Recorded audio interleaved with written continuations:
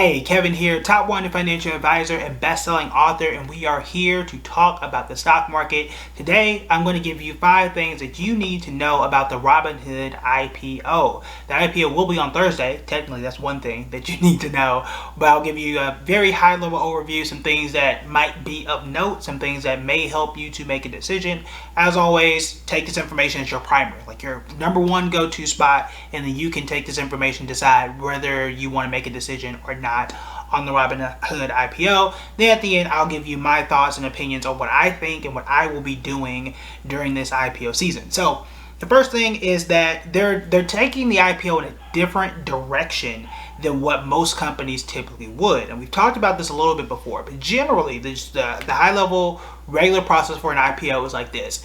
You start a company, you say that you want to go public, which means initial IPO is the first time regular people like me and you, get to buy the stock. However, beforehand, when the company is private, like Uber, like Slack, and others, you get to sell it to rich people that you just might happen to know, including employees. Employees usually get shares too, but it's not something that you can just go and sell on the stock market.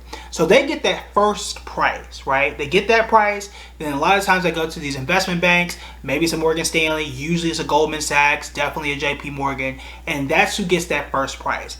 Then the company goes public, and that's when we get to buy it. Now, usually when you see the first day of the IPO, say, oh, they made X percent, and then all this stuff happened, but then you get in and you lost money, because they're basing off the price that the employees got, the insiders, the investment banks. Those are the ones who make the money off that very first pop in almost any IPO.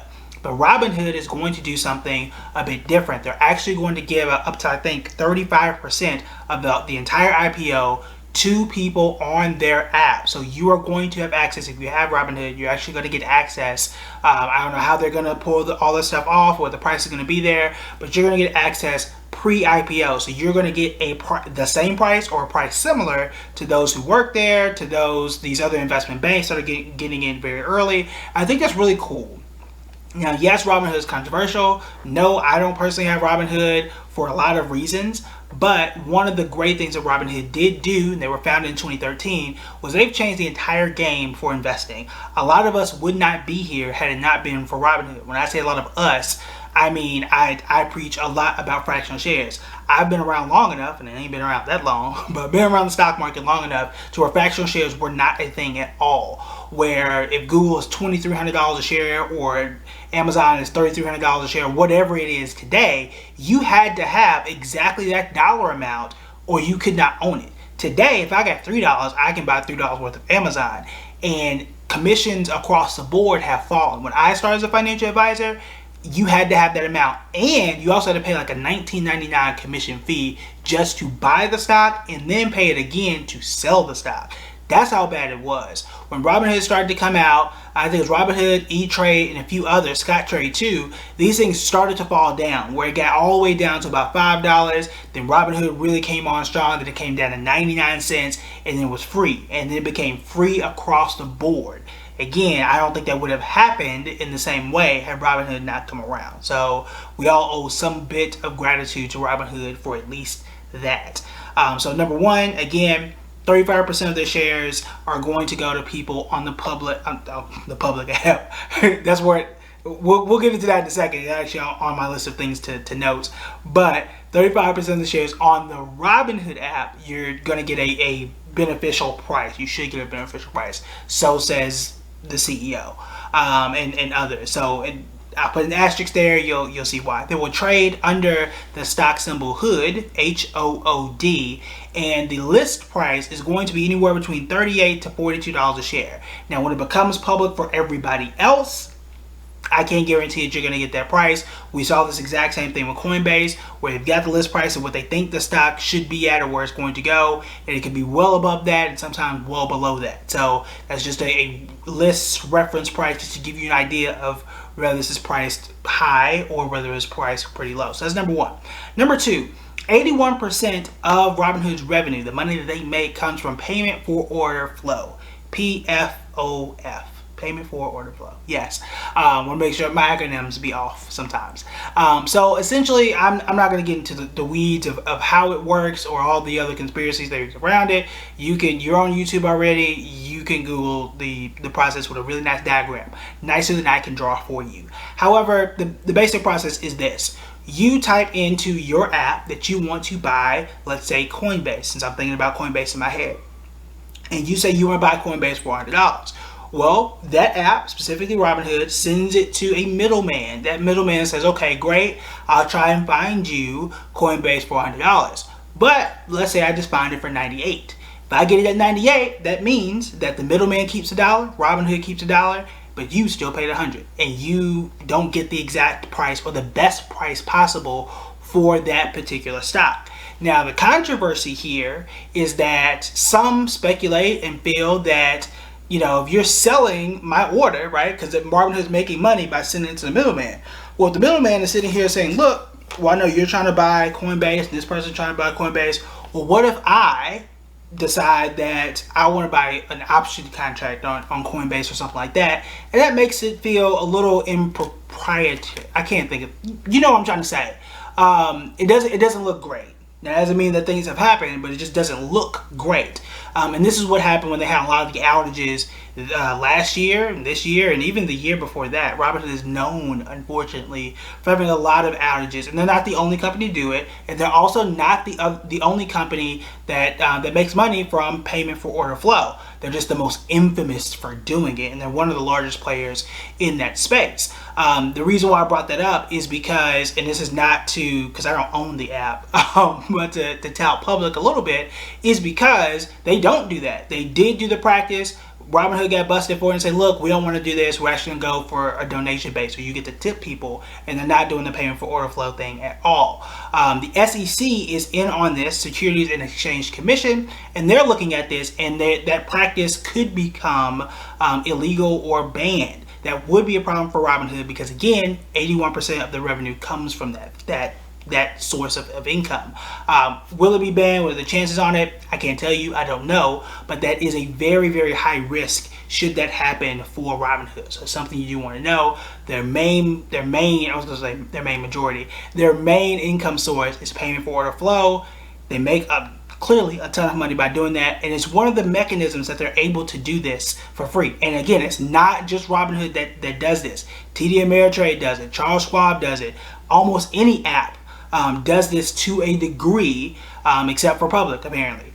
So it's just something that you do want to know, but that is the majority of their money, whereas a lot of these other apps, whether it's TD Ameritrade, I keep throwing them out, Charles Schwab, they have a lot of other different mechanisms to make money. It's one of Robinhood's only source. And if that is to go away, that would be a very, very big concern. So park that in your cap as well. Number 3, they could be offering IRAs, individual retirement accounts.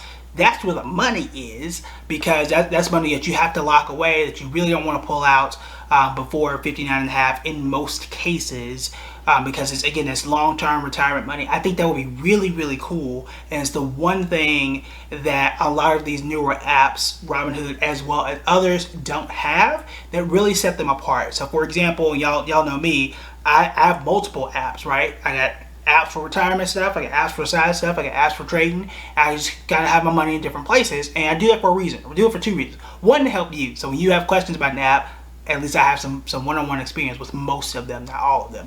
But number 2, not all apps have all things. For example, if I were to get on Robinhood right now, I don't have the ability to have a custodial account, but I can do it at Charles Schwab, I can do it at Fidelity, so I can invest on my kids' behalf.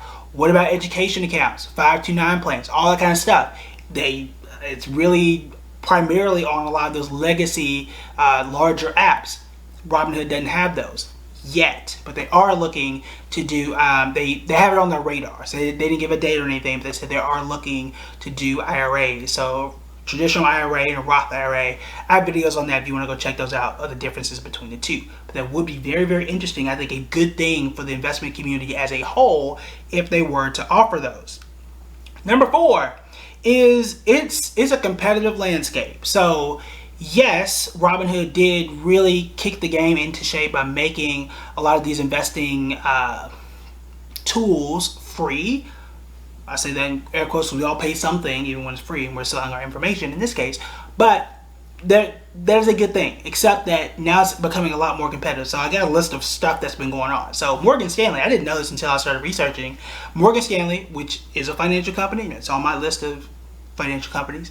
But Morgan Stanley bought E-Trade. You've got Charles Schwab that bought TD Ameritrade.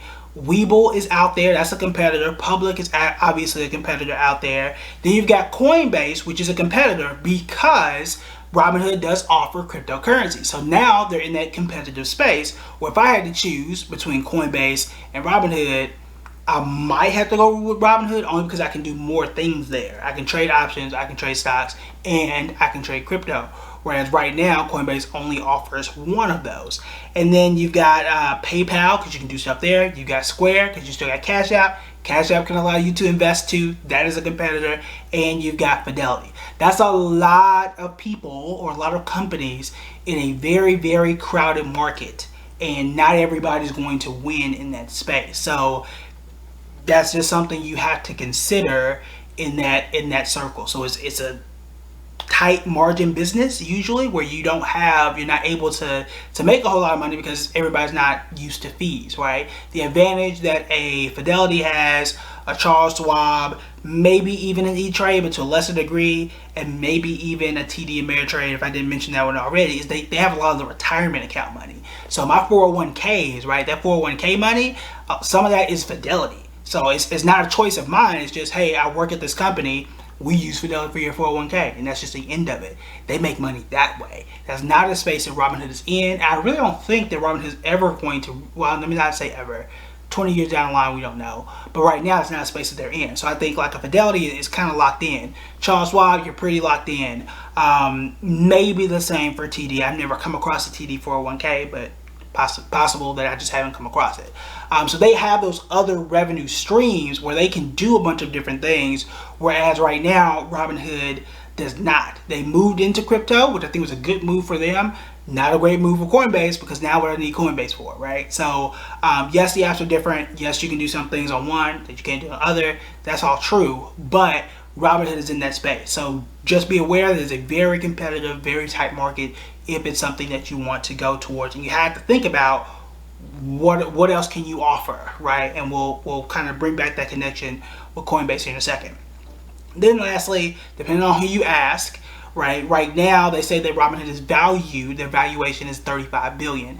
Now I don't really like to get into valuations too much because nobody's really great at evaluating a company in terms of a dollar amount. The reason why I say that is because I would have told you guys 3 or 4 years ago that, you know, Amazon is not worth X price. I never thought Amazon would get past $2,000 a share. I thought $2,000 a share was too much, and that's at 35 or whatever it is today. So what, right? So I don't really like to get into it too much. However, we know right now, based on the price that they've given us, I think that $38 to $42 a share tells us that the company is worth $35 billion. Now you've got other insiders that say that this should not be worth more than $9. That's a big jump between $35 billion and, I mean, I said million, apologize for that. But there's a difference between $35 billion and $9 billion. Now, if you told me it was 30 to 35, fine. But that's a huge gap and a problem. It is a similar problem and gap. I don't know if the gap is the same, but there's a similar problem that we had talked about with Coinbase. And that Coinbase, which fell off the map after its IPO, down more than 30% as of today, that you do want to be concerned about. I don't know. I have no earthly clue what is going to happen on Thursday when things open up. I will also tell you right now on the camera, I'm going to tell you right now because people are going to DM me and annoy me about this. On Thursday, it will not go public at the very beginning of the morning. That is very, very rare. Usually it's somewhere between like 1 and 2 p.m. Okay? I'm going to say it again. Don't wake me up at 9:30 or 10 or 11 and say I can't buy Robinhood on my app. It's probably not going to be there. This normally happens somewhere between like 1 and 2 p.m. Okay? You ain't missed nothing. So I'm going to throw that out there as well. You can make that number 6. But going to Coinbase again, Coinbase completely crashed. Not every IPO does this, but a lot of them do. Famously Facebook. you can check out Airbnb and a lot of these other ones. But that's the thing you want to worry about. That's the thing that concerns me. So my answer is no. You already know I don't do many IPOs anyway because of this risk.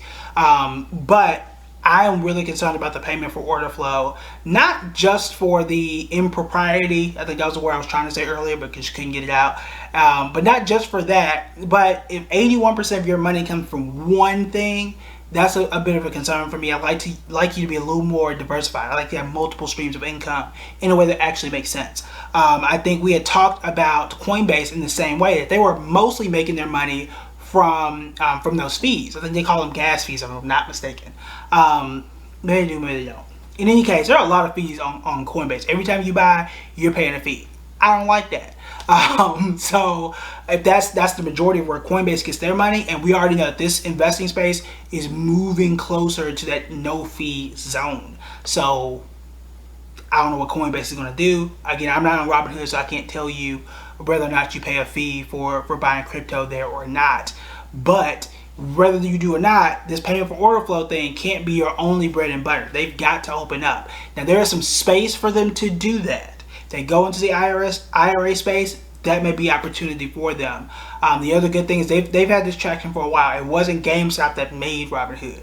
May have put Robinhood in the wrong light, but it's not what made Robinhood. They've been around for quite a while. They have a decent track record, aside from the few outages. Now, my other concern, and this is not a thing to know, you probably already know this, is that I would hope, for Robinhood's sake, that this goes smoothly. This would not be the first time they've had an outage or had some real issues allowing people to buy and sell whatever it is they're looking to do. So just be aware of that. But my answer is no right now because I try not to do too many IPOs because it's real risky. Okay, go back to Coinbase. I think I'm good there, right? So that's number one. Number two, I'm concerned about this payment for order flow thing. I don't know when that could go down, if it will go down at all, and could it take 2 years for them to find out? I have no idea. I don't know. So those are my two reasons for sitting out. I think I can make more money as an investor, more reliable money, I'll say that, with Goldman Sachs or Morgan Stanley or any of the other banks that I've mentioned. So for me, it's a no. If you got some high risk money, you go ahead and knock yourself out and do what you want to do. I'm just talking about me, right? But I'm curious to hear what you think about the company. Would you invest in it? Would you not invest in it? How do you feel about it? So on and so forth. I'll lastly say that I'm not paid by anybody for these apps. So outside of the link that you click to get a share, and we both get a share from that, outside that, I'm not paid from anybody. So I'm just telling you what I think straight up. And I've been super consistent for a while on how I feel about Robinhood. You could also say that's a bias. Totally up to you, right? But those are the facts. I will watch the story closely. There's also a question that was submitted via Facebook to cover this one. It's also going to be a very big story just in general. So I just want to be out there, answer your question, be straight with you, and just let you know the things that stood out to me. All right, that's it for me. Talk to you guys later. Bye.